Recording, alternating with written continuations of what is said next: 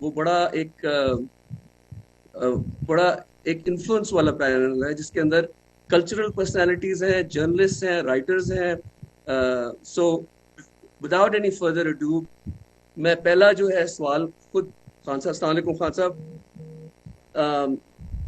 خان صاحب، یہ 75 سال انشاءاللہ پرسوں پاکستان کی انڈیپینڈنس کے بعد ہونے لگے ہیں. میں نے ہمیشہ آپ کو علامہ اقبال کو کوٹ کرتے سنا، اور جس کانٹیکسٹ میں پاکستان ابھی ہے اور جس کانٹیکسٹ میں 1947 میں قائد اعظم محمد علی جناح نے ہمیں یہ آزادی لے کے دی، تو ایک شعر ہے علامہ اقبال کا جو آپ بہت زیادہ کوٹ کرتے ہیں، اور اس پہ اگر تھوڑا سا آپ اس کانٹیکسٹ میں بات بتائیں. وہ ہے جرم ضعیفی کی سزا مرگ مفاجات. یہ آپ کو کس طرح موٹیویٹ کرتا ہے یا کیا سوچتے ہیں آپ اس کے بارے میں؟ دیکھیں سلمان، دو مختلف چیزیں ہیں. ایک ہے کہ ہم 75 سالہ پاکستان کی جو جشن آزادی ہے وہ انشاءاللہ کل بھرپور طریقے سے بنا رہے ہیں، اور ہم 12 بجے تک اپنا پروگرام ہے جشن آبادی کا، اور اس کے بعد 14 اگست کو ہم خوش آمدید کہیں گے، اس کا استقبال کریں گے فائر ورک سے، اور انشاءاللہ زبردست ایک ایونٹ کر رہے ہیں. اس میں ویڈیوز بھی دکھائیں گے سب کچھ. اس کا مقصد صرف یہ ہے کہ ایک آزادی ملی تھی ہمیں 75 سال پہلے. وہ آزادی کیا تھی؟ وہ تھی جسمانی، انگریز کی غلامی سے آزادی. لیکن وہ جو حقیقی آزادی ہے اس کے لیے ابھی بھی ہمیں سفر طے کرنا ہے. وہ کل میں ایکسپلین کروں گا کہ کیا وہ ہم نے کیا کرنا ہے وہ اصل میں اپنے آپ کو آزاد کرنے کے لیے. اور وہ 3 مختلف قسم کی غلامی ہے. ایک ذہنی غلامی ہے، ایک جس کو نیو کلونیلزم کہتے ہیں، کہ ایک ملک آپ کو فتح کیے بغیر آپ کے اوپر کنٹرول کر لیتا ہے. اور پھر ایک ہے جو ایک ظلم اور ناانصافی کا نظام انسانوں کو غلام بنا دیتا ہے. انصاف آزاد کر دیتا ہے، ناانصافی انسانوں کو غلام بنا دیتا ہے، اور انسانوں کا پوٹینشیل ختم کر دیتا ہے، انسان کی پرواز ختم کر دیتا ہے. اگر ایک ناانصافی کا نظام ہو جس کے اوپر حضرت علی رضی اللہ تعالیٰ کا فیمس کال ہے کہ کفر کا نظام چل جائے گا لیکن ظلم اور ناانصافی کا نظام نہیں چل سکتا. تو یہ مختلف قسم کی آزادی ہے. ایک ہیومن رائٹس ہے، ایک مینٹل فریڈم ہے، فزیکل فریڈم ہے. تو اس کے لیے میں انشاءاللہ کل اپنا پورا پروگرام دوں گا کہ یہ ہے کس قسم کی غلامی، اور پھر اس سے آزاد کیسے ہونا ہے. اور جو آپ نے بات کی اس کی ہے جرم ضعیفی کی سزا مرگ مفاجات. علامہ اقبال نے کہا ہے کہ جب سے دنیا بنی ہے تقدیر کے کاتب، وہ جو تقدیریں لکھتا ہے، اس نے تب سے یہ فتویٰ دیا ہوا ہے کہ بزدلی کی سزا ہی موت ہے. اور اس کا الٹا یہ ہے کہ قرآن کی آیت ہے کہ جو لوگ ایمان لے آئے میں ان کے خوف دور کر دیتا ہوں. تو جو خوف ہے وہ انسان کو بزدل بنا دیتا ہے، اور وہ کبھی بھی کسی انسان نے کوئی بڑا کام نہیں کیا جس نے اپنے خوف کے اوپر قابو نہ پایا ہو. جی میں اطہر کاظمی صاحب کی طرف جاؤں گا. اطہر، آپ اپنا سوال پوچھیں چیئرمین عمران خان سے. جی تھینک یو سلمان بھائی. خان صاحب، میرا جو آپ سے کوشچن ہے کہ لگتا اس طرح ہے کہ اس وقت آپ کو مکمل طور پہ کارنر کرنے کی پلاننگ ہو رہی ہے. ہو سکتا ہے کہ آپ کو نائل بھی قرار دے دیا جائے، اور جو نون لیگ والے دوستوں سے بات ہوتی ہے وہ بڑے کانفیڈنٹ ہیں کہ میاں صاحب بھی واپس آ جائیں گے. اب اس موقع کے اوپر آپ وے آؤٹ کیا دیکھ رہے ہیں؟ آپ کی جماعت یہاں سے آگے کس طرح نکلے گی؟ اس لیے لگتا ہے اس طرح ہے کہ آپ کو اب گیم سے آؤٹ کیا جائے گا، میاں صاحب کو لایا جائے گا، اور پھر کوئی کمپرومائز کروایا جائے گا. کیا آپ کوئی کمپرومائز کریں گے اگر آپ کو نااہل کیا جاتا ہے؟ اس کے اوپر آپ تھوڑا سا بتا دیجئے. اور خدا نہ خواستہ اگر آپ کی جماعت یہ سمجھتی ہے کہ آپ کو نااہل کیا جا رہا ہے تو پھر آپ لوگ انتخابات میں جائیں گے یا پھر بائیک آؤٹ کریں گے؟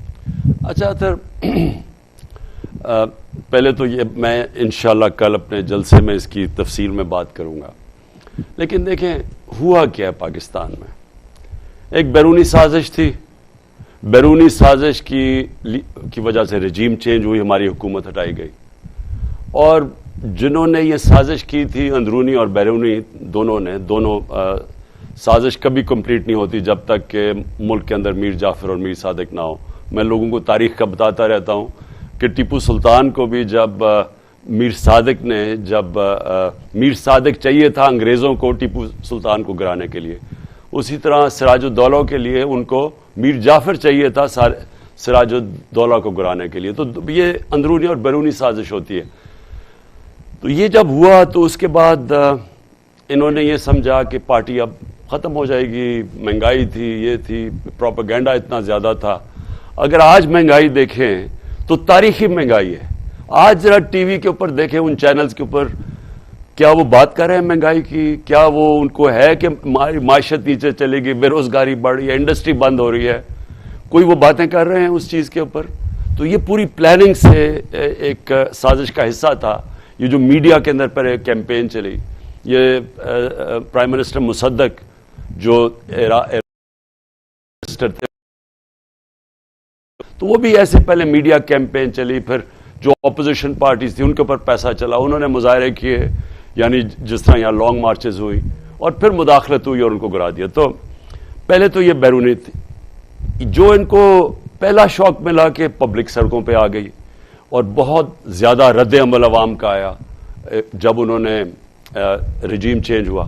دوسرا کہ جن لوگوں کو لے کے آئے وہ اس ملک کے نامور لٹیرے تھے، ان کے اوپر کرپشن کی داستانیں تھیں، 30 سال سے وہ چوری کر رہے تھے، ان سب کو اوپر بٹھا، انہوں نے ایک دوسرے کے متعلق کیا کہا ہوا ہے، کیسز بنائے ہیں، ایک دوسرے کو جیل میں ڈالا چوری پہ، وہی لوگوں کو اوپر مسلط کر دیا۔ دوسرا عوام کا اس کے اوپر رد عمل آیا، اور تیسرا پھر انہوں نے معیشت بالکل نیچے لے گئے اور مہنگائی آسمانوں پہ۔ تو وہ جو 17 جولائی کو بائی الیکشنز ہوئے پنجاب میں، ساری دھاندلی کے باوجود ساری جماعتیں ایک طرف، تحریک انصاف ایک طرف، گورنمنٹ مشینری ایک طرف، الیکشن کمیشن ایک طرف، اس کے باوجود جیت گئی۔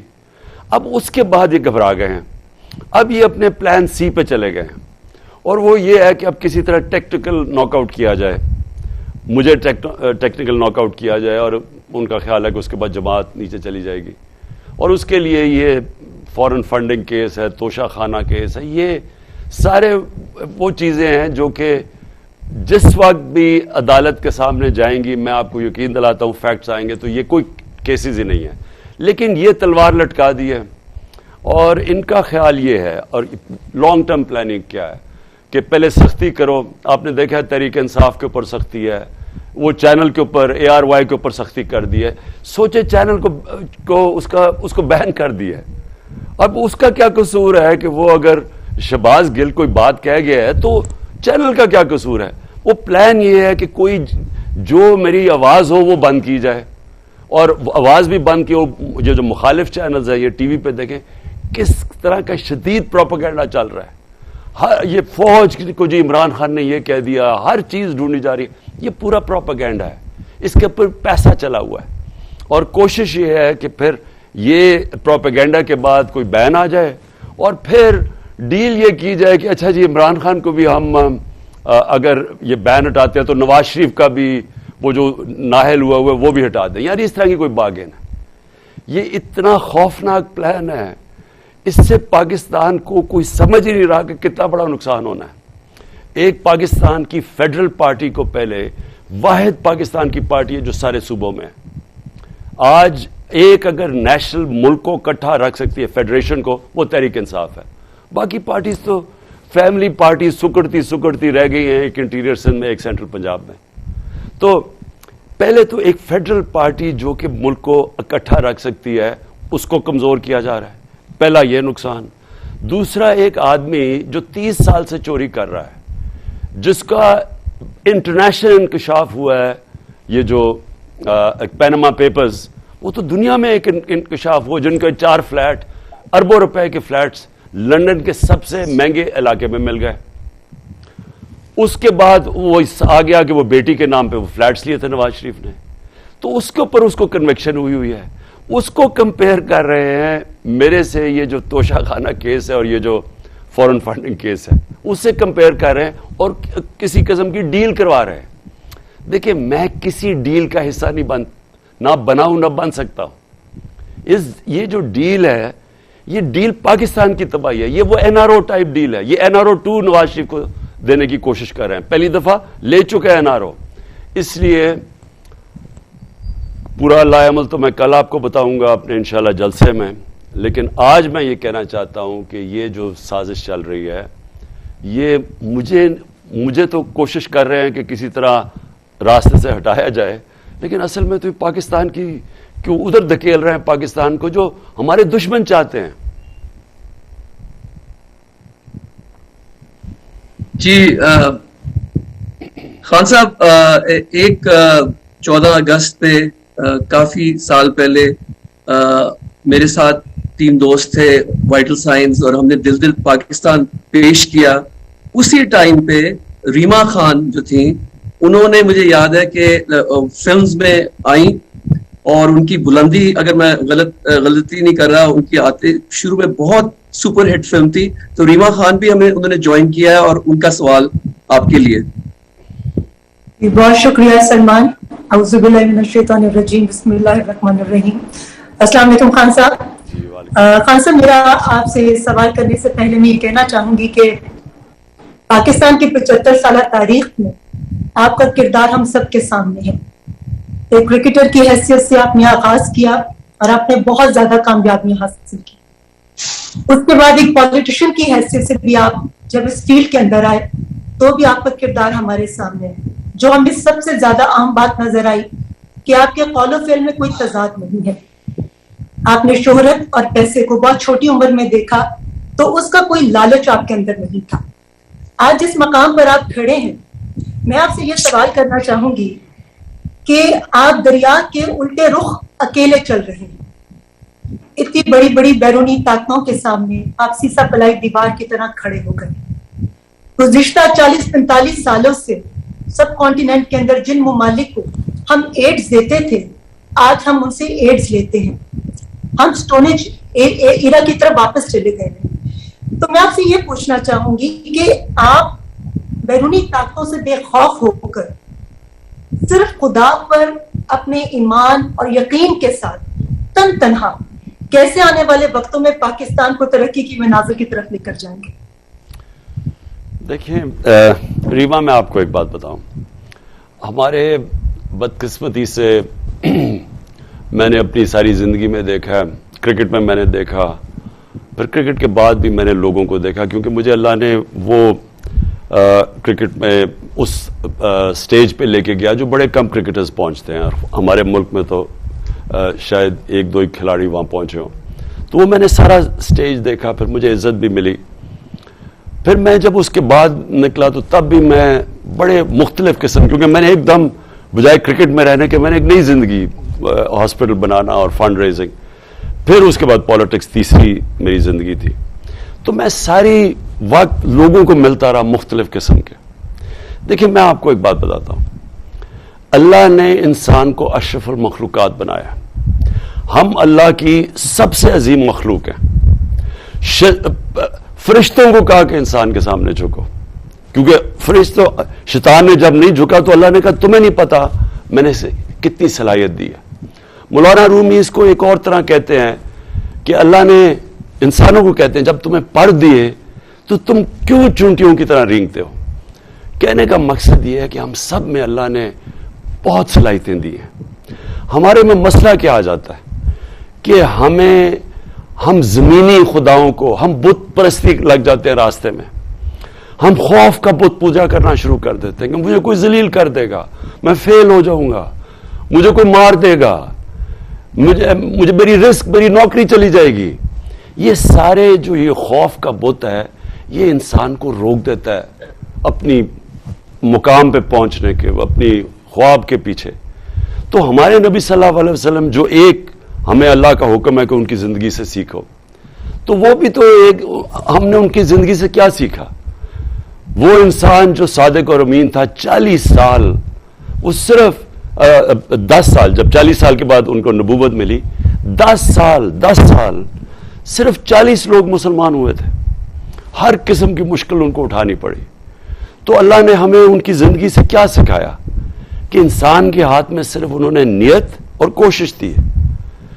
اللہ کا جب فیصلہ ہوتا تو جب 13 سال کے بعد وہ مدینہ کی ریاست سنبھالی تو دیکھتے دیکھتے انہوں نے دنیا کی تاریخ ہی بدل ڈالی. یعنی کسی انسان نے وہ نہیں کیا جو انہوں نے اس 10 سال میں کر کے, یعنی دنیا میں وہ انقلاب آیا جس کی کوئی مثال ہی نہیں ہے. تو ہمیں جب وہ اللہ کہتا ہے ان کی راستے پہ چلو, تو ان کا راستہ مشکل راستہ ہے, لیکن جن لوگوں کے پاس یہ قوت ہوتی ہے اپنے خوف کو قابو پانے کے اور اللہ میں ایمان رکھ کے اور لا الہ الا اللہ میں ماننے کی, کوئی نہیں ہے خدا اللہ کے سوا, وہی لوگ بڑے کام کرتے ہیں. تو اس لیے مجھے کوئی خوف ہی نہیں ہے. کیا ہوگا, میں اپنی پوری کوشش کروں گا, کیا ہوگا, میں فیل ہو جاؤں گا, لیکن میں اپنے ضمیر کو اس کا تو سودا نہیں کروں گا اور آخر میں اپنے اللہ کو جواب دوں گا کہ میں نے کوشش پوری کی. اور یہی صرف وہ ہمارے سے ایکسپیکٹ کرتا ہے ہمارا اللہ. ہمیں آپ پر فخر ہے خان صاحب, خدا آپ کو سلامت رکھے اور آپ کے مقاصد میں آپ کو کامیابی عطا کرے. جی شکریہ ریما آپ کا سوال کا. خان صاحب آپ نے ابھی کلونیلزم کی بات کی اور فیشزم کی بات کی, تو جس طرح آپ کو پتہ لگا ہے کہ ARY پہ کتنا سخت رد عمل ہوا ہے, اور آج ابھی خبر آئی ہے کہ گورنمنٹ نے پھر NOC ان کا کینسل کر دیا ہے. تو ہمارے ساتھ چودھری غلام صاحب ہیں, میں ان کو دعوت دیتا ہوں آپ سے سوال کریں. چودھری صاحب.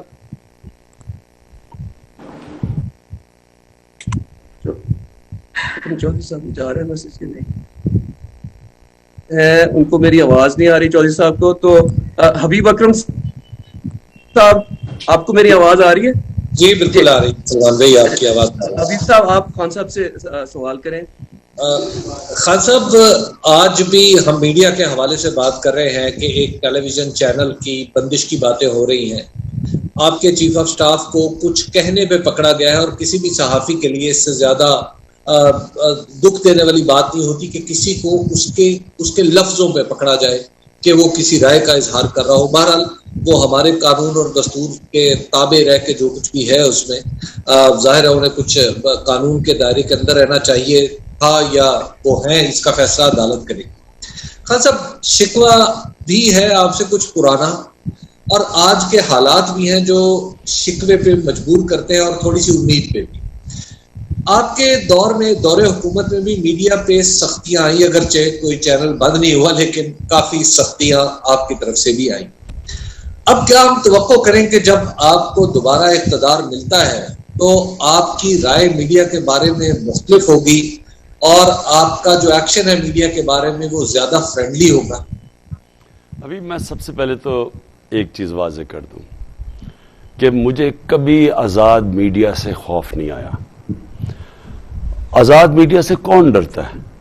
اگر میں نے کوئی پیسے چوری کر رہا ہوں, میں کرپشن کر رہا ہوں, تو میری پوری کوشش ہوگی کہ یا ان کو پیسہ کھلاؤں یا لفافے دوں اور یا پھر ان کے اوپر سختی کروں.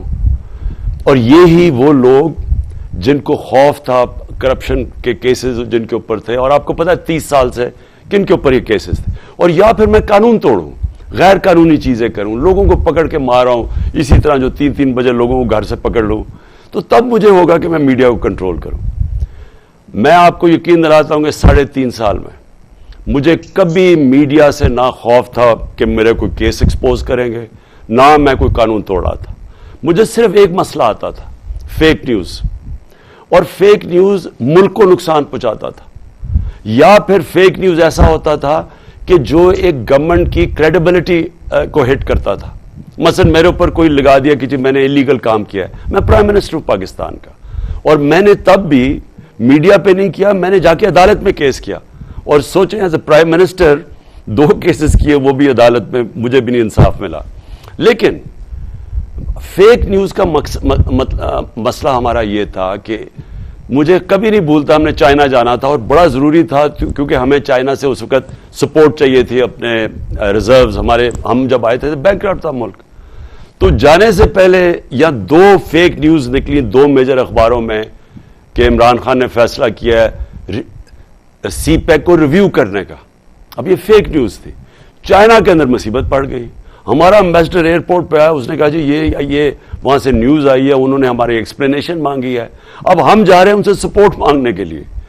دیکھیں یہ ملک کو نقصان پہنچتا ہے. پھر ایک دفعہ آ گیا کہ جی روپے, آئی ایم ایف سے فیصلہ کر دیا کہ روپیہ پتہ نہیں 184 پہ پہنچ جائے گا ڈالر, وہ پہلے ہی ہمارے پاس ریزرو نہیں تھے. پینک تو میں اس طرح کی فیک نیوز ساری دنیا کے اندر گورنمنٹ اس کے خلاف یا انڈیویجولز ایکشن لیتے ہیں, لاز ہوتے ہیں, پروٹیکٹ کرتے ہیں ساری دنیا میں. کیونکہ میں تو انگلینڈ جانتا ہوں, تو میں تو ایک لائبل کیس بھی لڑا ہوا ہوں, تو مجھے تو پتا ہے. لیکن میں کبھی بھی آزاد میڈیا سے نہیں ڈرا. یہ جو ہوا ہے ARY سے, یہ اس لیے نہیں ہوا کہ ARY نے کوئی غلطی کی ہے, کیونکہ اگر شہباز گل نے کوئی کہہ دیا اور اس میں ایک سینٹنس بالکل آبجیکشنیبل تھا کہ وہ نہیں کہنا چاہیے تھا اس کے اوپر ARY کے اوپر کیسے ایکشن لے لیا, وہ نیوز ایڈیٹر کو کیسے رات کو اٹھا لیا. یہ ARY یہ اس کی وجہ سے نہیں کہ جو ARY نے کوئی غلطی کی ہے. ARY کو بند کیا جا رہا ہے صرف اس لیے کہ یہ جو کیمپین چلی ہے عمران خان کو ڈسکوالیفائی کرنے کی, کردار کشی کی, جو باقی لگے ہوئے ہیں چینلز, جو چینل میرا موقف پیش کرے گی اس کو باقیوں کو ڈرایا بھی ہے اور ARY کا منہ بند کیا, صرف یہ ہے, اس کے پیچھے اور کچھ نہیں ہے. اور آئندہ کے لیے خان صاحب, آئندہ کے لیے ہم توقع کرتے ہیں کہ آپ ہمارا جب اقتدار میں ہوں تو آپ میڈیا کے سب سے بڑے محافظ بنیں. لیکن حبیب, میں نے تو کبھی میڈیا کو اپوز نہیں کیا, کیونکہ میں تو میڈیا جانتا ہوں. جب میں نے شروع کی تھی پالیٹکس میں تو اکیلا تھا, تو مجھے تو صرف میری پارٹی بنی ہے میڈیا کے اوپر آ کے. اگر اور جنرل مشرف کا جب دور تھا ہم نے پوری کوشش کی کہ میڈیا کو کھولو اور چینلز کو آنے دو, نہیں اس سے پہلے تو PTV ہوتا تھا کنٹرولڈ, تو میں تو اس کا بینیفیشری ہوں. میں تو کبھی میڈیا کے خلاف نہیں جا سکتا. یہ ایک بہت بڑا پرابلم ہے فیک نیوز کا. اور دوسری چیز جو سوشل میڈیا کے اوپر جس طرح کی ایکس ریٹڈ چیزیں آتی ہیں, اس کا ہر معاشرے کو مقابلہ کرنا چاہیے. وہ اس کا یہ نہیں مطلب کہ آپ میڈیا کا منہ بند کر رہے ہیں. جی حبیب صاحب شکریہ آپ کا. فرام میڈیا ٹو کلچر, شگفتہ اعجاز, آپ میں آواز آ رہی ہے تو اگلا سوال آپ کریں پلیز. جی مجھے آواز آ رہی ہے. السلام علیکم سر. میں آپ کی پالیسیز کی, آپ کے ویوز کی ڈائی ہارڈ فین ہوں اور وقتاً فوقتاً اپنی آواز بھی اٹھاتی رہتی ہوں حق کے لیے. اور ایک چیز کا کریڈٹ میں آپ کو ضرور دینا چاہوں گی, جو آج سے نہیں ہے, تو جب سے آپ نے اپنی اسٹرگل شروع کی ہے اقتدار میں آنے سے پہلے سے, آپ نے جو اس عوام کو اویئرنیس دی ہے how to fight for your rights, یہ پورے کا پورا کریڈٹ آپ کو جاتا ہے, کیونکہ آپ کی اس اویئرنیس کے بعد اب لوگوں کو یہ شعور آیا ہے کہ ہمیں اپنے حق کے لیے کس طرح آواز اٹھانی ہے بے خوف و خطر. Now coming back to my question, میرا سوال آپ سے ذرا ڈفرینٹ ہے. آپ جانتے ہیں کہ پاکستان پولیٹیکلی تو کرائسس سے گزر ہی رہا ہے اور ڈفرینٹ چیلنجز کا سامنا ہے, لیکن ہمارے بلوچستان کے جو بہن بھائی ہیں اور وہاں کے جو لوگ ہیں وہ جن کرائسس سے گزرے اس نیچرل کلیمٹی کے بعد, تو اس کے لیے آپ کا یا پاکستان تحریک انصاف کے ممبرز کا کیا کردار رہا ہے؟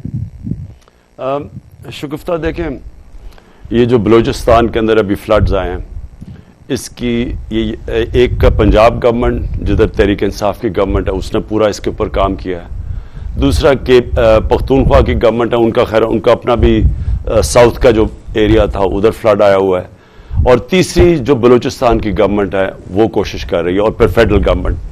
دیکھیں پارٹی اس میں کچھ نہیں کر سکتی ہے. اتنا جو وہ اتنا ایکسٹینسو ہوا ہے, یعنی وہ جو ایریا ہے جو تیزی سے فلیش فلڈنگ ہوئی ہے, وہ ایریا اتنا بڑا ہے کہ اس کے اندر اگر آپ سمجھیں کہ ایک پولیٹیکل پارٹی کچھ کر سکتی ہے اس کے لیے مشکل ہے, گورنمنٹس کر سکتی ہیں.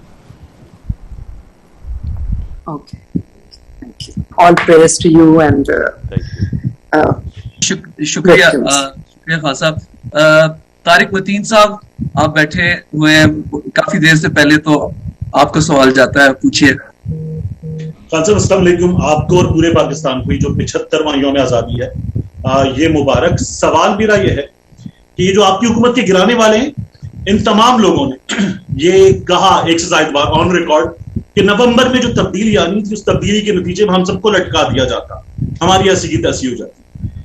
ان سے جب اس تبدیلی پر اور ان دنوں میں جب سول ملٹری لیڈرشپ ریلیشن شپ جو ہے یہ بہت زیادہ ڈسکس ہو رہا ہے, تو اس وقت ان سے بار بار بات ہو رہی ہے کہ کیا ایکسٹینشن ایک اور پروبیبل ہے, انڈر کنسیڈریشن ہے. تو یہ لوگ کہتے ہیں نہیں, اس پر ہم ابھی بات نہیں کرنا چاہتے.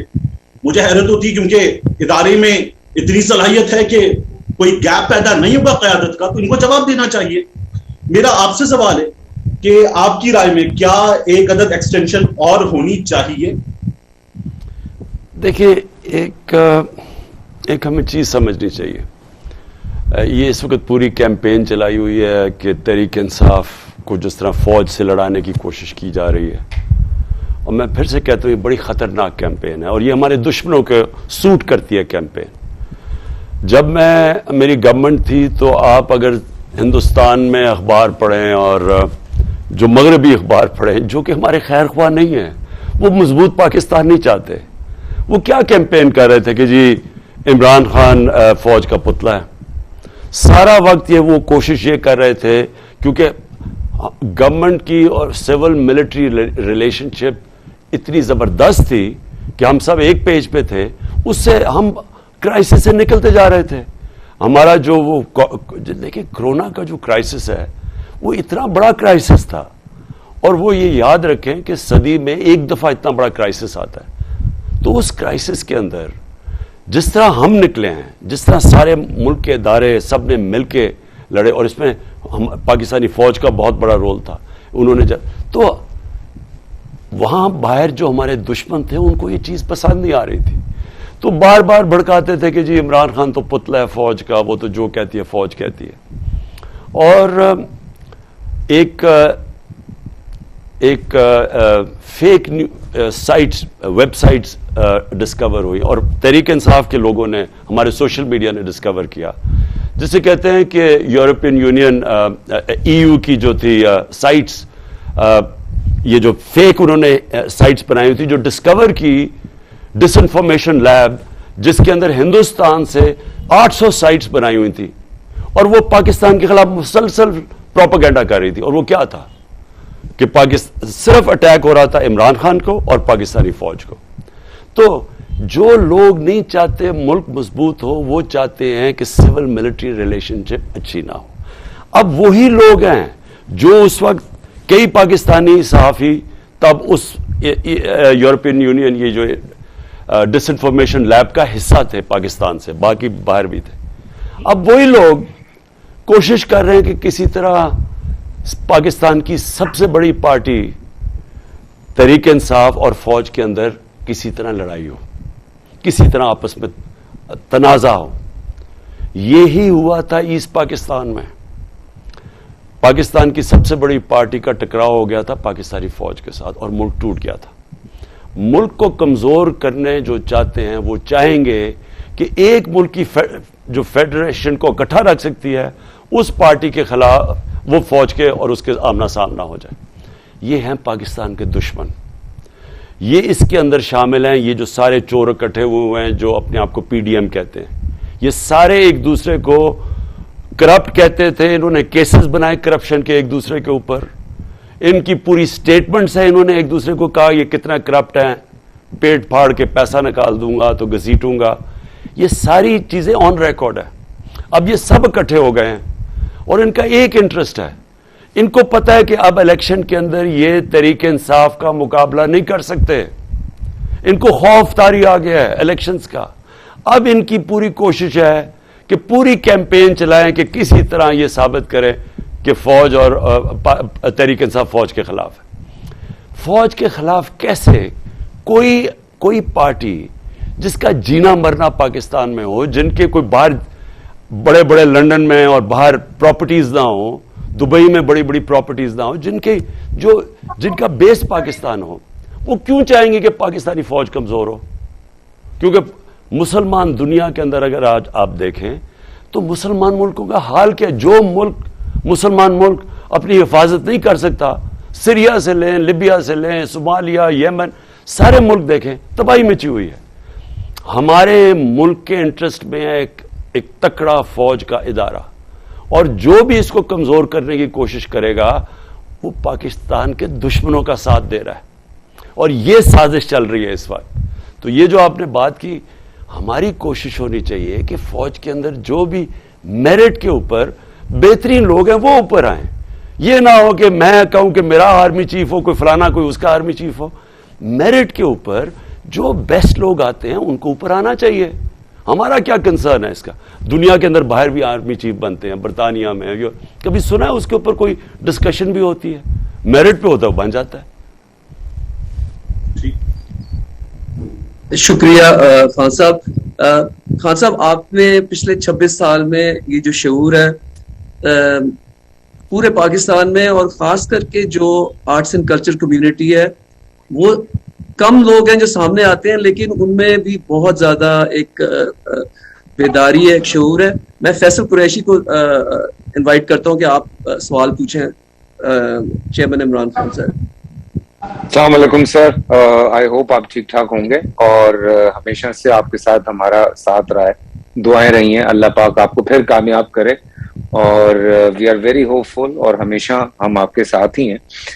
سوال تھوڑا سا عوامی ہے اور بہت چھوٹی سی بات تھی.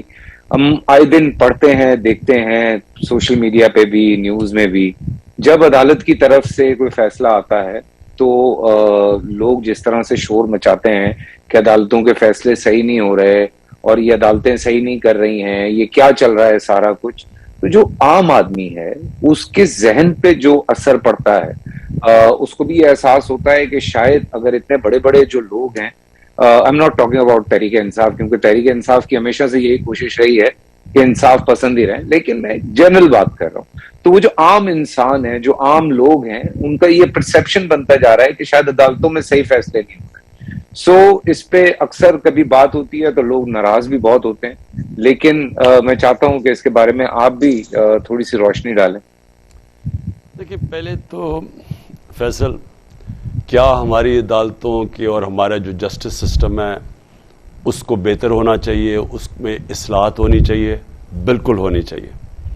دیکھیں، کوئی بھی جو مہذب معاشرہ ہے نا، جب تک آپ کے معاشرے کے اندر آپ کی کوالٹی کی جوڈیشری نہیں ہوگی، وہاں انویسٹمنٹ بھی نہیں آتی. دیکھیں، جو انویسٹر آتا ہے نا، اور خاص طور پہ جو سب سے بڑا پاکستان میں جو اس ملک کو اٹھا سکتا ہے، وہ ہے اوورسیز پاکستانی. میں اوورسیز پاکستانیز کو اچھی طرح جانتا ہوں. کبھی ان سے پوچھیں کہ وہ کیوں نہیں پاکستان میں پیسہ انویسٹ کرتے؟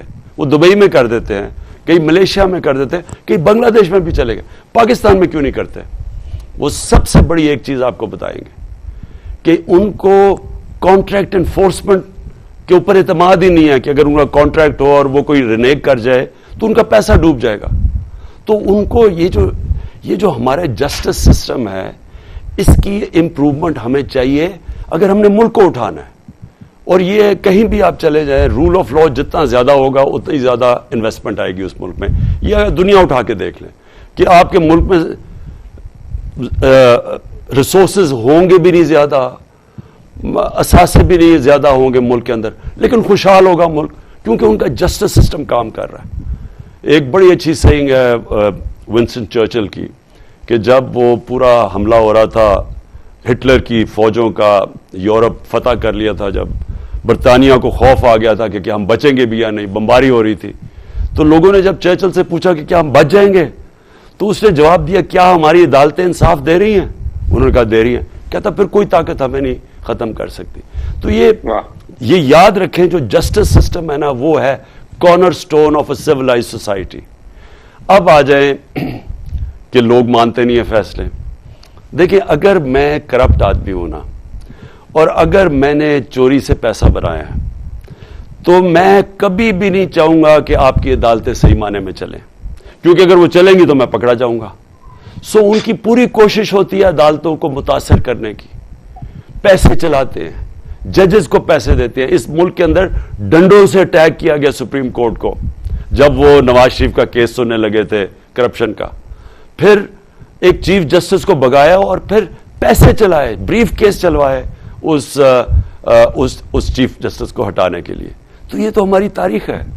کرپٹ لوگ کبھی بھی ایک ملک کے اندر اچھا انصاف کا نظام نہیں آنے دیں گے, بیکاز بائی ڈیفینیشن اگر آپ کے ملک میں انصاف ہے تو کرپشن نہیں ہے. اچھا, اور دوسری چیز کیا ہے کہ وہ پھر جب ان کے خلاف کوئی فیصلہ آتا ہے, اور بڑی کم یہاں طاقتور کے خلاف فیصلہ آیا ہے, تو وہ پھر پوری کوشش کرتے ہیں عدالتوں کو ڈسکریڈٹ کرنے کے لیے. تو یہ جو آپ نے بات کی نا جی, یہ ہے کہ لوگوں کو کیا پتا چلے گا کہ کون سچ بولا, اگر سارے جب بھی کوئی کیس آ رہے گا وہ کہے گا جی عدالتیں بہت بری ہیں. لیکن لوگ اتنے بیوقوف نہیں ہیں, لوگ جو ہے نا وہ سمجھ جاتے ہیں. اور لوگ جو عدالتیں ہیں, میں آپ کو یہ بھی بتا دوں کہ آپ عام لوگوں سے پوچھ لیں, وکیلوں سے پوچھ لیں, سب آپ کو بتا دیں گے کہ ججز کی وہ نمبرنگ بتا دیں گے کہ یہ جج کہ یہ ہے, یہ اے ہے, یہ بی ہے, یہ سی ہے, یہ ڈی ہے. یہ سب کو پتا چل جاتا ہے ان کی ججمنٹس کی وجہ سے. جو ججز ہیں وہ اپنی ججمنٹس کی وجہ سے ان کی ریپوٹیشن جاتی ہے اوپر یا نیچے. یو تھنک کہ لا اینڈ آرڈر پہ ہمیں اور کام کرنا چاہیے, اللہ کرے کہ آپ واپس آئیں اور اس پہ پھر اور مزید کام ہو. بہت ضروری. Thank you Faisal. میں آگے کیونکہ ٹائم کم ہے, میں چاہتا ہوں کہ ساروں کو موقع ملے. خان صاحب کا جو جواب تھا اس کی ایک السٹریشن میں آج بتا سکتا ہوں کہ اے آر وائی کو جو این او سی کینسل ہوا ہے, یہ بھی ایک رول آف لا ایشو بن گیا ہے. تو چودھری غلام صاحب, آپ کو میری اگر آواز آ رہی ہے تو آپ اپنا سوال ذرا کریں پلیز.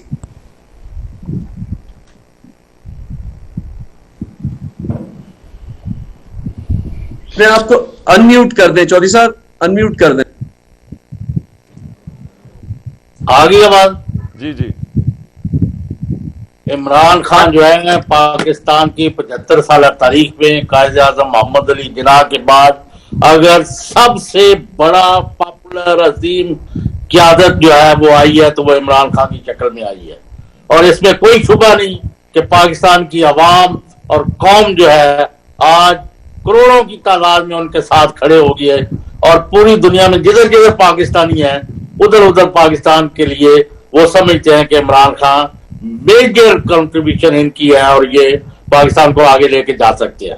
ہیونگ سیڈ دس, اور میرا خیال ہے کہ عوام کو شکست نہیں دی جا سکتی, اور اگر فری فیئر امپارشل الیکشن ہو تو عمران خان کو یہ تمام کٹھے بھی ہو جائیں تو نہیں ہرا سکتے. لیکن اب تاثر یہ پھیلایا جا رہا ہے کہ چونکہ 4 مہینے پہلے فوج نے اور ان لوگوں نے خان صاحب کو نکالا ہے تو ان کو واپس نہیں آنے دیں گے, اور اس یعنی کنفرنٹیشن کو ختم کرنے کے لیے فوج اور پی ٹی آئی اور عمران خان کے درمیان جو ظاہر کی جا رہی ہے, what initiatives are being taken, or is my perception in your view correct, or this I am jumping to conclusion. Chaudhry صاحب دیکھیں, اس میں ابھی آپ سے پہلے ابھی نہیں تھے تو میں یہی اسی طرح کا سوال کا جواب دے رہا تھا. دیکھیں, جب ان ساری پارٹیز کو شکست ہوئی نا 17 جولائی کو, سب نے مل کے پوری حکومتی مشینری کو استعمال کر کے الیکشن کمیشن کو ساتھ ملا کے, جو کہ اتنی میں نے کبھی اس طرح کی الیکشن کمیشن نہیں دیکھی, جو کہ ان کو تو کہہ دینا چاہیے election commission of P M L N. تو انہوں نے پورے مل کے جب انہوں نے گیم کھیلی اور پھر ہار گئے تو تب ان کے اوپر خوف طاری ہو گیا. اب اس خوف کی وجہ سے یہ پوری کیمپین چلا رہے ہیں, کبھی توشہ خانہ, کبھی وہ فورن فنڈنگ. وہ فورن فنڈنگ ہی نہیں ہے, وہ پتہ چلے فورن فنڈنگ ہی نہیں ہے, لیکن وہ بھی وہ کیس یہ الیکشن کمیشن لے کے بیٹھی ہوئی ہے, اور ایک مقصد ہے ان کا کسی طرح مجھے ڈسکوالیفائی کریں. اور ان کا چودھری صاحب میں آپ سے پہلے یہ بھی کہہ بیٹھا تھا کہ ان کی پوری ایک کردار کشی کی کیمپین چلا رہے ہیں. ٹی وی پہ دیکھیں یہ کس طرح کی, سارے بیٹھ کے اے آر وائی کو بند کروا دیا تاکہ ہمارا موقف نہ آئے, باقی ساروں کو اکٹھا کر کے یا زیادہ تر چینلز کو پوری کیمپین چلی ہوئی ہے کہ اس سے برا کوئی انسان آیا ہی نہیں, اس سے کوئی کرپٹ آدمی نہیں آیا. اور کوشش کیا کر رہے ہیں کہ وہ نواز شریف کو یہاں لانے کے لیے ستمبر کے آخر میں اس کو یہاں لانے کی کوشش کر رہے ہیں, اور کیسے کہیں گے کہ جی دیکھیں عمران خان اور نواز شریف دونوں ہی نااہل تھے, دونوں ہی کرپٹ تھے, تو چلیں جی دونوں کے عمران ڈیل یہ کروائیں گے کہ عمران خان کو لڑوانے کے لیے چلیں اجازت دے دیتے ہیں نواز شریف بھی لڑ لے. اب یہ نہ یہ عمران خان تو کوئی بھی اس طرح کی ڈیل کبھی مانے گا نہیں, اور نہ ہی پاکستانی قوم یہ مانے گی کہ ایک مجرم ملک کا باہر بھاگا ہوا جھوٹ بول کے اربوں روپے کی پراپرٹیز میں وہ رہ رہے ہیں.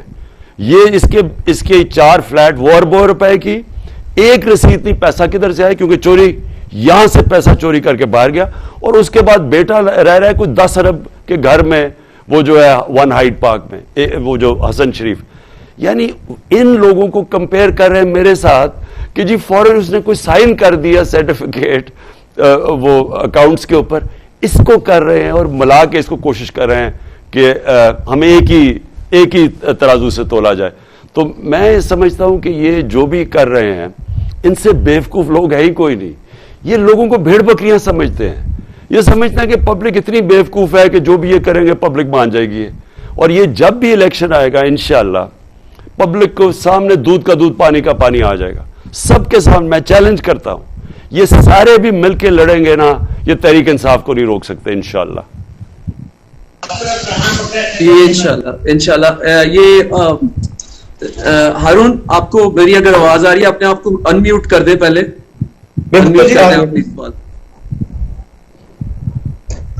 جی السلام علیکم خان صاحب.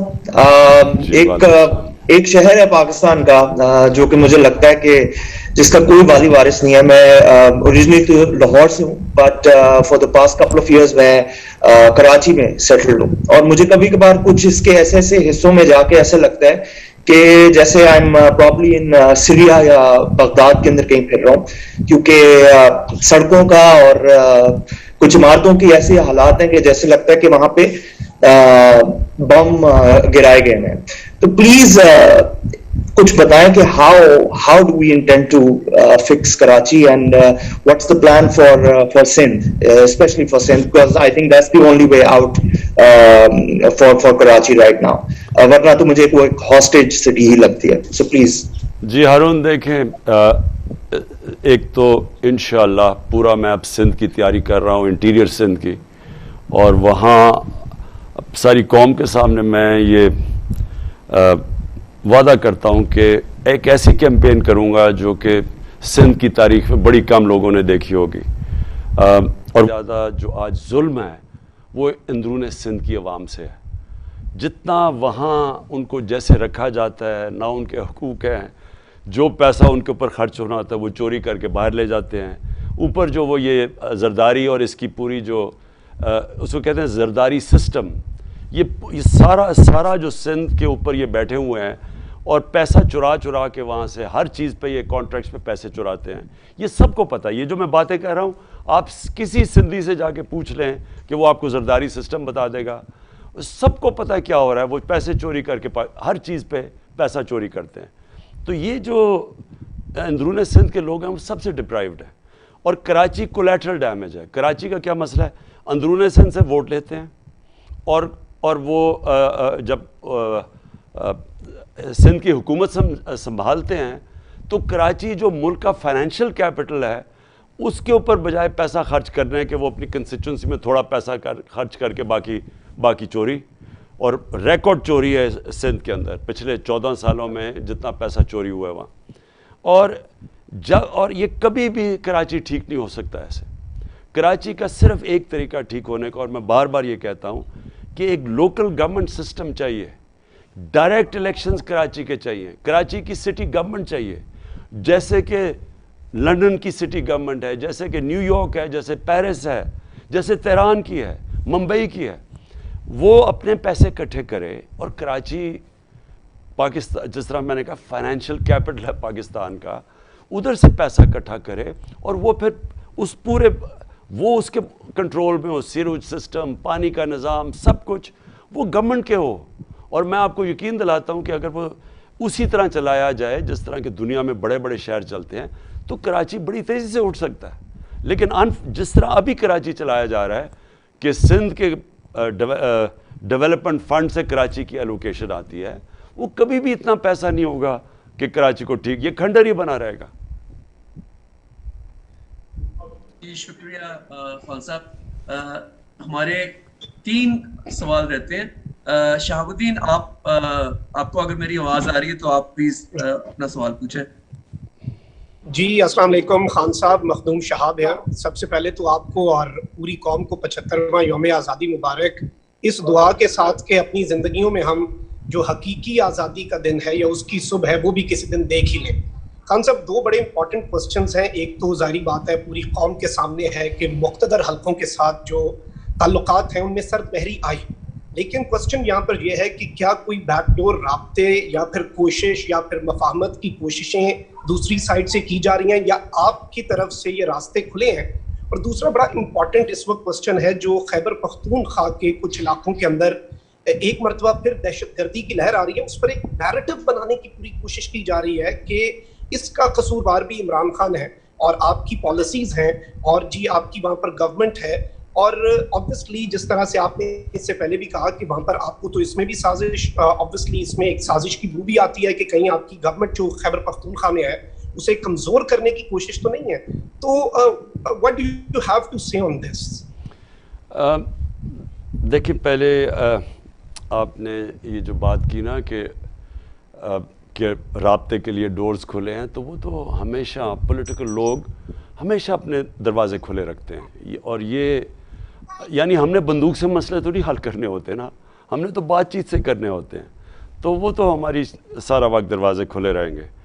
جو یہ پی ڈی ایم ہے اس سے ہم بات چیت کرنے کے لیے تیار ہیں, لیکن صرف تب جب ایک الیکشن کی ایک ڈیٹ اناؤنس کریں, اور یہ جب اسمبلی ڈیزالو کب کرتے ہیں ہم اس کے بعد ہر قسم کی بات چیت کرنے کے لیے تیار ہیں. اب آ گیا خیبر پختونخوا, یہ ایک مسئلہ ہے جو بگڑ سکتا ہے. دیکھیں میں پہلے آپ کو بتاؤں کہ یہ ساری جو اس ملک میں تو کوئی ملیٹنٹ طالبان تھے ہی نہیں. آپ کو میں تاریخ بتا دوں کہ ہم نے امریکہ کی جنگ میں شرکت کی اور ہمیں دھمکی ملی امریکہ سے, اور ہماری لیڈرشپ کے پاس وہ دم نہیں تھا کہ اپنے ملک کے مفادات کے لیے ریزسٹ کریں, کیونکہ دھمکیاں تو ملتی رہتی ہیں ملکوں سے, لیکن ایک قوم اپنے ملک کے مفادات پہلے رکھتی ہے. ہم نے ان کی جنگ میں شامل ہو گئے اور اپنے لوگوں کے مفادات نہیں دیکھے. اس کے نتیجے میں ہم سب کے ساتھ 80,000 پاکستانی مارے گئے, اس میں قربان کیے ان کی جنگ میں. اور جو ہمارے ساتھ ہوا, ہمارا قبائلی علاقہ اجڑ گیا اور یہاں بم دھماکے تھے, اکانومی کو $100 ارب سے زیادہ نقصان ہوا. لیکن اس سے پہلے یہاں کوئی ملیٹنٹ طالبان پاکستان میں نہیں تھے. تو یہ کیسے پیدا ہوا ہے, تاکہ میں آپ سمجھ جائیں کہ اب ہو کیا رہا ہے. یہ پیدا ایسے ہوئے کہ یہ جو سارا قبائلی علاقہ تھا, جب ہم نے 80 کی دہائی میں جب ہم افغان جہاد لڑ رہے تھے امریکیوں کے ساتھ مل کے سوویٹ یونین کے اگینسٹ جنہوں نے افغانستان میں قبضہ کیا ہوا تھا, تو وہ سارا قبائلی علاقے کے سے وہ جنگ لڑی گئی تھی. ساری جہاد تھی وہ اس ساری قبائلی بیلٹ سے لڑی گئی تھی. تو جب ہم نے وار آن ٹیرر میں شرکت کی 10-11 سال کے بعد, تو 90 سے پہلے تو وہ ختم ہو گئی افغانستان میں, سوویٹس واپس چلے گئے.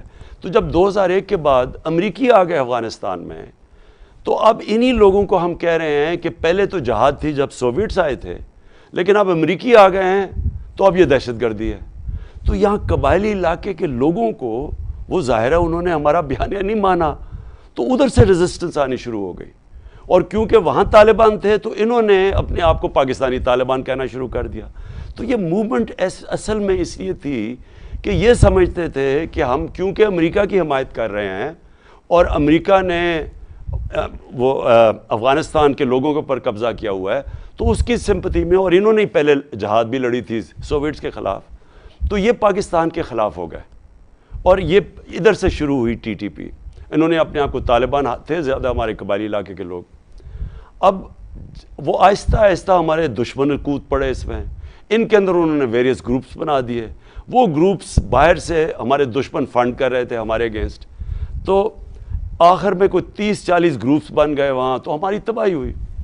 اب کیا ہوا ہے کہ اب تو پختونخوا کی جو حکومت ہے وہ تو آپ کوئی نہیں کہہ سکتا کہ وہ کسی امریکن کی سٹوج ہے, وہ تو ایک آزاد گورنمنٹ ہے. پہلی دفعہ گورنمنٹ جو کہتی ہے کہ ہم کسی کے ساتھ جنگ میں شرکت نہیں کریں گے, امن میں کریں گے. اب اس گورنمنٹ کے اگینسٹ اگر ان تحریک انصاف کی گورنمنٹ کے اگینسٹ اگر یہ لوگ اب شروع ہو گئے ہیں, ایک انہوں نے ہمارا لیاقت اس کے فیملی مار دی, وہ زخمی ہو گیا, ایم پی او سے ٹارگٹ کیا, تو سوال یہ ہے کہ اب یہ کس بیسس پہ کر رہے ہیں. یہ نظریاتی تو نہیں رہا. تب تو وہ کہہ رہے تھے ہم نظریاتی ہیں, ہم کیونکہ آپ امریکہ کی حمایت کریں اس لیے آپ کے پیچھے ہیں. اب کیوں ہمارے پیچھے ہیں؟ تو اس میں یہ سمجھ رہا ہوں کہ یہ ایک پلان بنا ہوا ہے. میں ہوپ کرتا ہوں کہ یہ نہ ہو کہ پی ٹی آئی کی جو پختونخوا کی گورنمنٹ ہے اس کو ڈی اسٹیبلائز کرنے کی. اور میں یہ سمجھتا ہوں کہ اگر یہ کیا گیا اس کے جو نتائج ہوں گے وہ بہت برے ہوں گے پاکستان کے لیے, کیونکہ تحریک انصاف اس وقت وہ پارٹی ہے جو سب سے زیادہ مقبول ہے پرانے قبائلی علاقے میں بھی, پختونخوا میں. اگر اس پارٹی کو کمزور کیا جائے گا, کوئی اور پارٹی نہیں ہے اس کی جگہ لینے کے لیے جس کی اتنی مقبولیت ہے پختونخوا میں. تو اگر پولیٹیکل پارٹی کو کمزور کر دیں گے تو پھر کون اس صوبے کو ساتھ رکھے گا, اکٹھا رکھے گا؟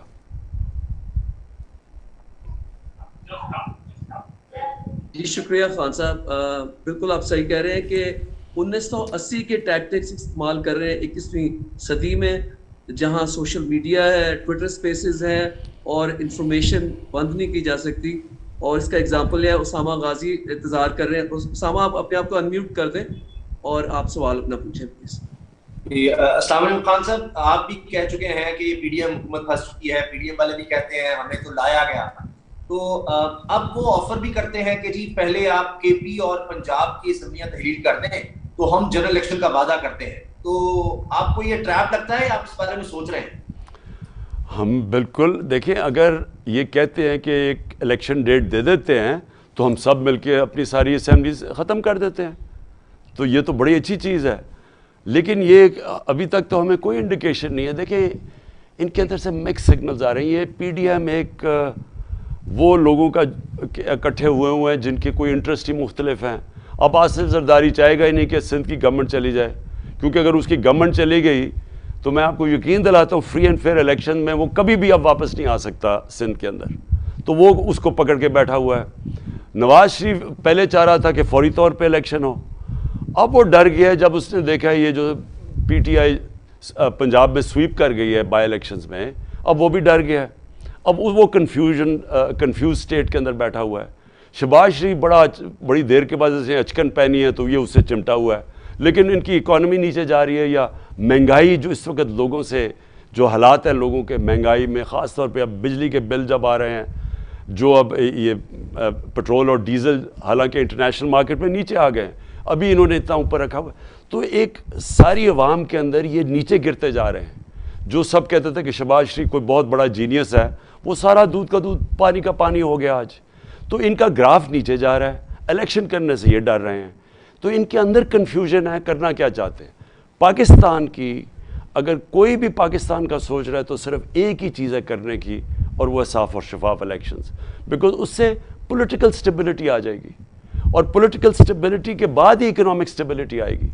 لیکن اگر اسی طرح چلتا رہی اور اگر اسی طرح کا نظام چلتا رہا, سیاسی نظام, اور اسی طرح کی انسٹیبلٹی رہی, تو اکانومی تو سٹیبلائز ہونے نہیں لگی.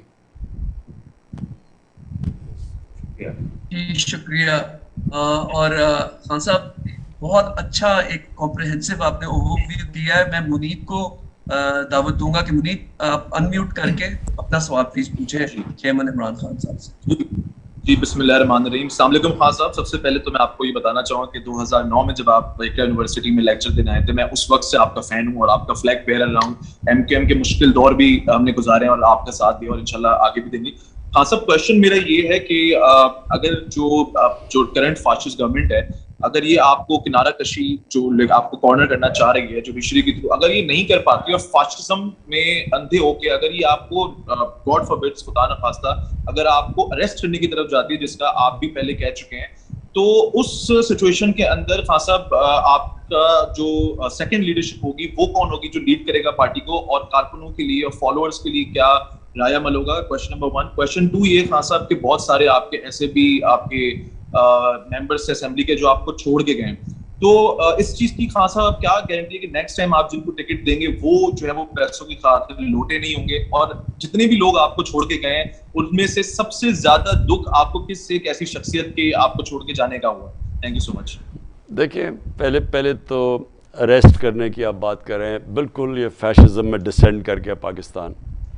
انہوں نے جو 25 مئی کو جس طرح کا ظلم کیا لوگوں کے اوپر, میں نے تو کبھی پاکستان میں ایسے نہیں دیکھا کہ وہ شہری جن کے اوپر نہ کوئی دہشت گرد کہہ سکتے ہیں ان کو، نہ کوئی انہوں نے کبھی تصادم کیا ملک میں، رات کے 2-2 بجے ان کے گھروں کے اندر چھلانگیں مار کے پولیس جا رہی ہے، ان کو دہشت پھیلا رہی ہے، ڈرا رہی ہے، پرامن احتجاج ہو رہا ہے، فیملیز کے اوپر شیلنگ کر رہے ہیں، ٹیئر گیس، اور جو ظلم کیا انہوں نے. تو یہ تو صرف ایک ڈری ہوئی حکومت جو چاہتی ہے کہ کسی طرح خوف پھیلا کے لوگوں کو ڈرا دے اور لوگ چپ کر کے سہم کے ایکسیپٹ کر جائیں ان کو. یہ ان کی کوشش ہے. تو یہ بھی ٹیکٹکس ہے ان کی کہ یہ بھی ان کی چلی کہ عمران خان کو کس طرح جیل میں ڈال دیں، غدار بنا دیں. اس کو غدار کون بنا رہے ہیں؟ جنہوں نے 30 سال سے اس ملک کا پیسہ چوری کر کے 12 ارب روپے کی پراپرٹیز میں بیٹھے ہوئے ہیں، جن کے بچے باہر ہیں، ٹبر باہر بیٹھا ہوا ہے، بزنسز باہر ہیں، چھٹیاں باہر ہیں ان کی. وہ ہمیں غدار کہہ رہے ہیں جو سب کچھ بیچ کے پاکستان آ گیا، جو 20 سال باہر کمائی کی. تو یہ ان کی کوشش ہے، یہ ڈیسپریٹ ہے کہ کیونکہ ان کو ڈر لگا ہوا ہے الیکشن سے اور یہ ان کو پتہ ہے کہ ہار جائیں گے، تو اس لیے پوری کوشش کر رہے ہیں کہ خوف ہراساں پھیلا کے کسی طرح مجھے سائٹ پہ کروا کے اور نواز شریف کو باہر بلوا کے اس کو ڈرائی کلینر سے گزار کے اور کہیں کہ جناب اب الیکشن ہو جائے. یہ ہوگا نہیں. یہ جتنا یہ کریں گے عوام کے اندر اس کا رد عمل بڑھتا جائے گا. یہ ریئلائز نہیں کرتے کہ آپ ARY کو دبا بھی دیں تو سوشل میڈیا کو تو کوئی بھی روک نہیں سکتا. اور یہ ریئلائز نہیں کرتے کہ عوام میں وہ شعور اور بیداری آ چکی ہے جو کبھی پاکستان میں پہلے تھی نہیں. اور انشاءاللہ کل کے جلسے میں آپ دیکھیں گے کہ پبلک کس طرح نکلے گی، اس جشن بھی بنائے گی، اور جن کو انشاءاللہ میں بتاؤں گا حقیقی آزادی ہوتی کیا ہے. تو آپ دیکھیں گے کہ یہ جو فیشسٹ ٹیکٹکس ہیں اور یہ جو خوف کے اندر یہ کوشش کر رہے ہیں یہ فیل ہو جائیں گی. اور اس کا مجھے کوئی فکر نہیں ہے، لیکن مجھے ڈر یہ ہے کہ جتنی دیر یہ رہ رہے ہیں پاکستان کی معیشت نیچے جا رہی ہے. آپ کا دوسرا کویسچن تھا دوسرا کویسچن تھا محی الدین. دوسرا کویشچن یہ تھا کہ آپ کے بہت سے ارکان جو ہیں وہ آپ کو چھوڑ کے چلے گئے، اور جو آپ الیکشن ہوں گے جس میں آپ ممبر الیکٹ کروائیں گے، تو ان کی کیا گارنٹی ہے کہ وہ چھوڑ کے نہیں جائیں گے؟ اور کون سا ایک ایسا شخصیت آپ بتانا چاہیں گے کہ جن کے آپ کو چھوڑ کے جانے کا سب سے زیادہ دکھ ہے؟ دیکھیں، سب سے پہلے تو اس باری ٹکٹس جو ہم دیں گے وہ پہلی دفعہ میں خود ٹکٹس دوں گا. بائی الیکشنز کے اندر یہ جو بھی پنجاب میں ہوئے تھے اس میں میں نے سارے خود ٹکٹس دیے، انٹرویو کیا 80 لوگوں، 20 الیکشن تھے، 80 لوگوں کو انٹرویو کیا اور خود میں نے ٹکٹس دیے. اور میں نے سوچا کیوں نہیں میں نے پہلے ٹکٹس دیے تھے. پہلے تو تھوڑے سے ٹکٹس میں دیتا تھا، باقی میں نے اوروں پہ چھوڑا ہوا تھا. تو اس باری سارے ٹکٹس میں خود دوں گا. اور خود بڑا ہے، مجھے ایکسپیرئنس ہو گیا ہے کہ وہ کس لوگ ہوتے ہیں جو کہ جدھر پلہ بھاری ادھر، جدھر قیمت لگی ہوتی ہے ضمیر فروش ہوتے ہیں. وہ مجھے آئیڈیا ہو گیا. آپ نے کہا کس کی سب سے زیادہ تکلیف ہوئی؟ مجھے اصل میں نے جب ہمیں پتہ تھا یہ جب سازش کی گیم چل رہی ہے، میں مل بھی رہا تھا اپنے MNAs کو مل رہا تھا کیونکہ مجھے پتہ تھا آفرز مل رہی ہیں، پیسے آفر ہو رہے ہیں. تو سب سے پہلے تو مجھے خوشی ہوئی کہ وہ لوگ جن کے پاس زیادہ حیثیت کے لوگ نہیں تھے، 20-20 کروڑ روپیہ ان کو آفر ہوا اور انہوں نے نہ کر دی. تو مجھے اس پہ زیادہ خوشی ہوئی. جو مجھے افسوس ہوا، کئی لوگ میرے سامنے بیٹھ کے بڑی شکل بنا کے جی ہم تو آپ کے نظریے کے ساتھ ہیں، اور جب پیسہ ملا تو ادھر چلے گئے. تو وہ اصل میں آپ کو ایک بات بتاؤں، انسان اپنے آپ کو ذلیل کرتا ہے. اللہ انسان کے اعمال کی وجہ سے ذلت دیتا ہے. ذلت اور عزت اس کے ہاتھ میں. تو یہ جو لوگ یہ جو اپنے ضمیر کا سودا کرتے ہیں، یہ سمجھتے ہیں کہ انہوں نے کوئی بہت بڑی ڈیل کر لی، لیکن یہ ریئلائز نہیں کرتے کہ جو بھی یہ لوٹے ہوئے، یہ میرا چیلنج ہے، جتنے بھی لوٹے ہوئے ان میں سے شاید 2-3 اگلے الیکشن میں آپ کو نظر آئیں. میرا ایمان یہ ہے کہ پبلک ان کو سب کو ریجیکٹ کر دے گی اگلے الیکشنز میں انشاءاللہ. خان صاحب شکریہ.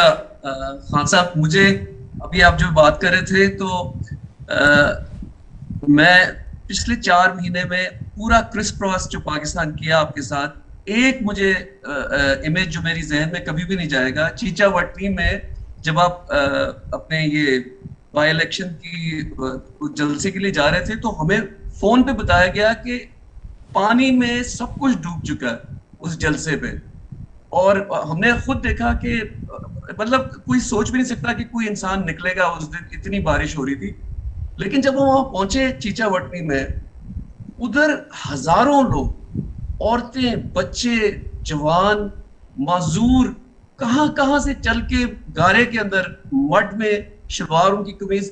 تو وہ جو جذبہ اور جنون وہ میں نے دیکھا, اور پھر جس طرح عوام نکلی آپ کے لیے اس 20 سیٹ پنجاب بائی الیکشن میں, اوور ویلمنگ میجورٹی سے لوگ نکلے اور لینڈ سلائڈ آپ کو ملی, جبکہ انہوں نے پورا زور لگا دیا آپ کو یہ دھاندلی کرنے کا.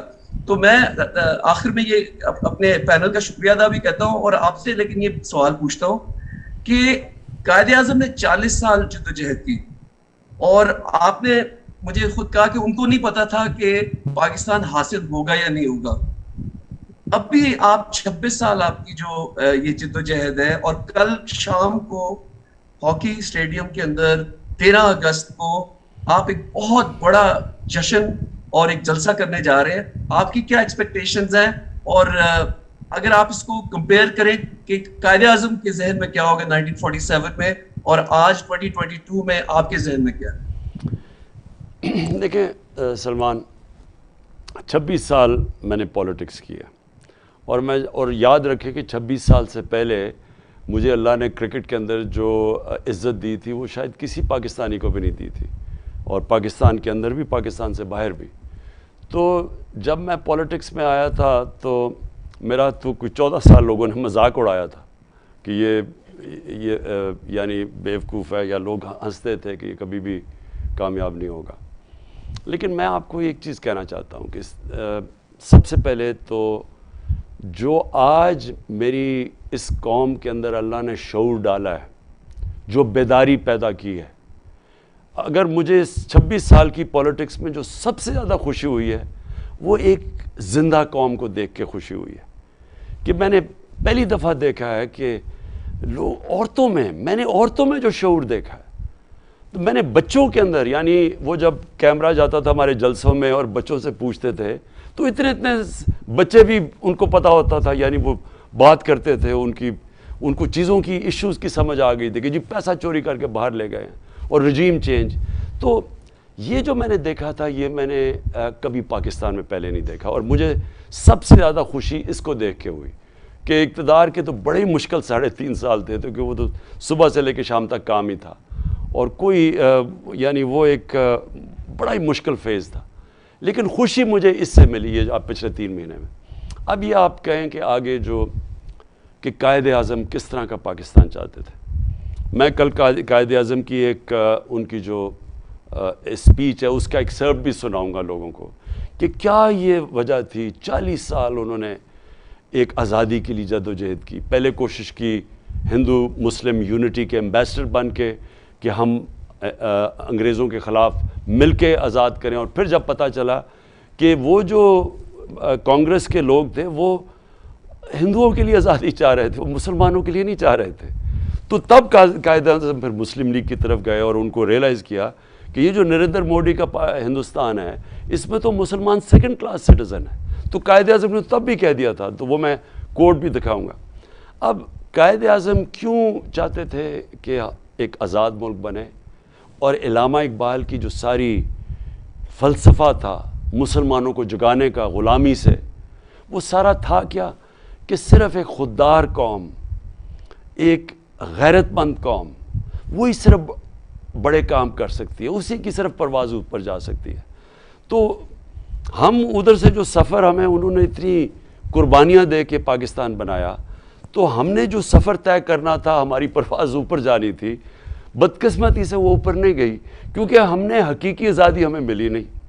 اور وہ میں کل لوگوں کو ایکسپلین کروں گا کہ کیوں نہیں ملی, اور کل لوگوں کو بتاؤں گا ہم نے کیسے لینی ہے, وہ کیا کیا ہم نے سٹیپس لینے ہیں کہ اپنے ملک کو حقیقی طور پہ آزاد کرنا ہے. اور جب حقیقی طور پہ پاکستان آزاد ہوگا تو تب یہ اس مقام پہ پہنچے گا جو بڑی خواب تھی پاکستان کی, اسلامی فلاحی ریاست, ایک اس کے لیے جو علامہ اقبال نے کیا کیا انہوں نے اس کے اوپر نہیں لکھا کہ وہ کیا وہ ریاست کیسی ہونی چاہیے، وہ ساری تھی نبی صلی اللہ علیہ وسلم کی مدینہ کے ریاست کے اصولوں کے اوپر. لوگ کہتے ہیں جی وہ تو 14 سال 15 سال 100 سال پہلے کی آپ باتیں کر رہے ہیں. وہ اصول آج اتنے ہی ریلیونٹ ہیں جتنے تب اور ہمیشہ رہیں گے ریلیونٹ، جن اصولوں کے اوپر انہوں نے بیس کی تھی، جس کی وجہ سے مسلمانوں نے دنیا کی امامت کی تھی. تو جب اللہ قرآن میں ہمیں بار بار کہتا ہے کہ ان کی نبی صلی اللہ علیہ وسلم کی سنت پہ چلو، ان کی زندگی سے سیکھو، تو وہ یہ ہمیں کہہ رہے ہیں کہ اگر آپ ان کی جو سنت تھی مدینہ کی ریاست، اس کے بیسز پہ ان پرنسپلز کے اوپر پاکستان کو کھڑا کرو گے تو تب اس کی پرواز اوپر ہوگی. بدقسمتی سے بجائے اس راستے پہ جانے کے جدھر جانا چاہیے تھا آج سے 75 سال پہلے، ہم دوسرے راستے پہ نکل گئے، جس کی وجہ سے آج ہمارے حالات برے ہیں. جی بہت بہت شکریہ عمران خان صاحب. جنون سے اور عشق سے ملتی ہے آزادی، قربانی کی باہوں میں ملتی ہے آزادی. میں اپنے پینل کا بھی شکریہ ادا کرتا ہوں. مجھے پتا ہے آپ لوگوں کے پاس اور سوال تھے بہت سارے، لیکن آج ٹائم ہمارا محدود ہے، تو انشاءاللہ پھر ایک سپیس کریں گے. لیکن کل شام کو آپ نے اگر لاہور میں ہیں تو ہاکی اسٹیڈیم ضرور آئیں 13 اگست کو، اور ہم جشن آزادی کریں گے. 75ویں سال ہے پاکستان کی آزادی کا، اور لیکن حقیقی آزادی کی جنگ آگے چلے گی. شکریہ.